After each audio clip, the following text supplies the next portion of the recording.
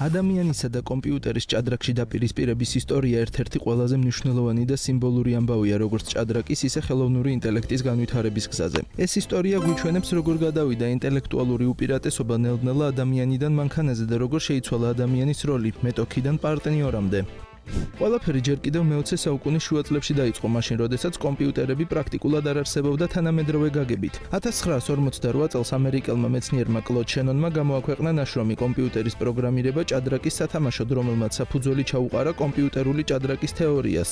რამდენიმე წლის შემდეგ 1951 წელს ალან ტურინგმა შექმნა ჭადრაკის ალგორითმი, რომელიც იმდენად ადრე იყო შედგენილი, რომ თავად კომპიუტერის არქონის გამო მისი გაშვება ადამიანებს ხელით უწევდათ. ამ პერიოდში მანქანები ვერ ფლობდნენ სტრატეგიულ აზროვნებას, ვერ ხედავდნენ შორს და მარტივი ტაქტიკური შეცდომებიც კი ჩვეულებრივი მოვლენა იყო. მათ მარტივად ამარცხებდნენ არა მხოლოდ დიდოსტატები, არამედ საშუალო დონის მოჭადრაკეებიც.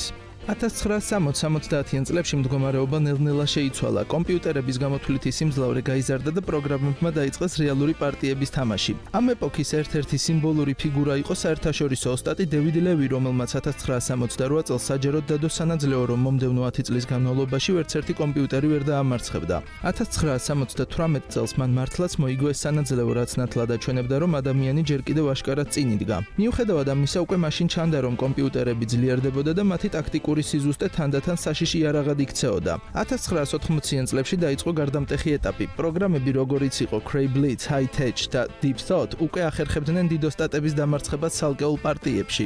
ისინი არ ფიქრობდნენ ადამიანივით, მაგრამ უზარმაზარი სიჩქარით ითვლიდნენ ვარიანტებს და იშვიათად უშვებდნენ ტაქტიკურ შეცდომებს. სწორედ ამ პერიოდში შეხვდა მსოფლიოს ჩემპიონი გარი კასპაროვი კომპიუტერ Deep Thoughts და მიუხედავად იმისა, რომ მან ადვილად მოიგო მატჩი, აშკარა გახდა, მანქანები სწრაფად უახლოვდებოდნენ ადამიანურ ზღვარს. ისტორიული პიკი 1996-97 წლებში დადგა, როდესაც კომპანია IBM-მა შექმნა სუპერკომპიუტერი Deep Blue. 1996 წლის მატჩი კასპაროვმა მოიგო, თუმცა Deep Blue პირველ პარტიაში გაიმარჯვა, რაც უპრეცედენტო მოვლენა იყო. 1997 წლის რემატჩი კი კომპიუტერმა საბოლოოდ გაიმარჯვა. ეს იყო პირველი შემთხვევა, როდესაც მოქმედი მსოფლიოს ჩემპიონი კლასიკურ მატჩში მანქანამ დაამარცხა. ამ მოვლენამ სიმბოლურად დაასრულა ეპოქა, როდესაც ადამიანი ჭადრაკში უპირატესობას ფლობდა. ამის შემდეგ განვითარება უკვე ცალსახა გახდა. 2000-იან წლებში ისეთი პროგრამები, როგორებიც იყო ფრიცი, რიბკა და მოგვიანების სტოკფიში ადამიანზე გაცილებით მაღალ დონეზე თამაშობდნენ. მსოფლიოს ჩემპიონებიც კი, მათ შორის ვლადიმირ კრამნიკი, სისტემატიურად მარცხდებოდნენ. ადამიანის და კომპიუტერის მატჩებმა კონკურენტული აზრი დაკარგა და უფრო საჩვენებელ ღონისძიებად გადაიქცა. 2017 წელს მოხდა კიდევ ერთი რევოლუცია, როდესაც კომპანია DeepMind-მა წარმოადგინა AlphaZero. ეს პროგრამა არ იყენებდა ადამიანების მიერ დაწერილ თეორიას, მან მხოლოდ თამაშის წესები იცოდა და თვითონ ისწავლა ჭადრაკი. რამდენიმე საათში AlphaZero-მ დაამარცხა მსოფლიოს უძლიერესი ძრავები და აჩვენა სრულიად ახალი კრეატიული და აგრესიული სტილი.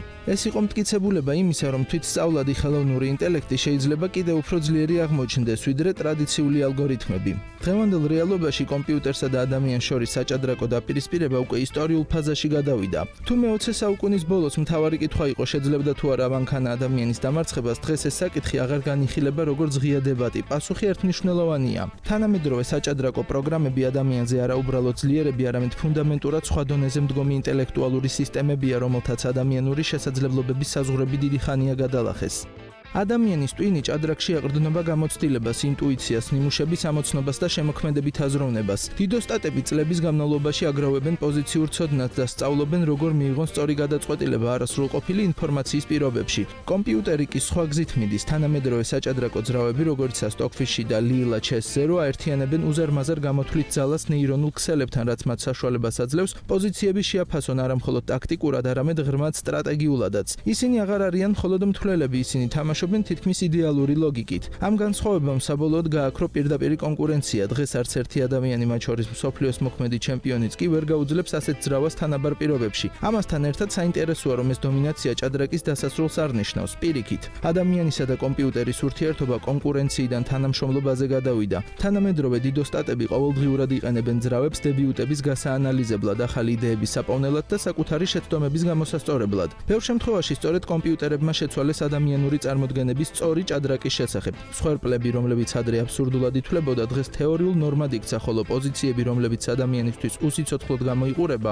კომპიუტერის ხელში გამარჯვების წყარო ხდება. დღეს მოჭადრაკეები იყენებენ ძრავებს ვარჯიშისთვის, ანალიზისთვის და გახსნების შესასწავლად. გაჩნდა ეგრეთ წოდებული ცენტავრის ჭადრაკი, სადაც ადამიანი და კომპიუტერი ერთად თამაშობენ. ასეთ ფორმატში მათი კომბინაცია ხშირად უფრო ძლიერია, ვიდრე რომელიმე ცალკეულის. ადამიანისა და კომპიუტერის საჭადრაკო ისტორია მხოლოდ თამაშის ამბავი არ არის. ეს არის მაგალითი იმისა, თუ როგორ შეუძლია მანქანას ინტელექტუალურ სფეროში ადამიანის გადასწრება და როგორ იცვლება ადამიანის როლი ტექნოლოგიურ ეპოქაში. ჭადრაკი გახდა პირველი ინტელექტუალური დისციპლინა, სადაც მანქანამ ადამიანზე აშკარად გაიმარჯვა და ამით გზა გაუხსნა ხელოვნური ინტელექტის მომავალ განვითარებას.